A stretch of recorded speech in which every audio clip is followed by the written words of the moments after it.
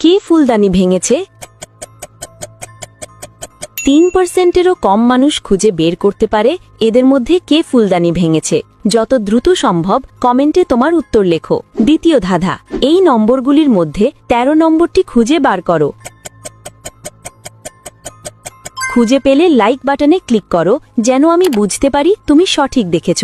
তৃতীয় ধাঁধা, তুমি যখন শেয়ার বাটনে ক্লিক করো তারপর মোরে ক্লিক করো, এখন দেখো 4 নম্বরে কোন অ্যাপটা আসে। আমার মনে হয় স্ক্রিন রেকর্ডার অ্যাপটা আসবে।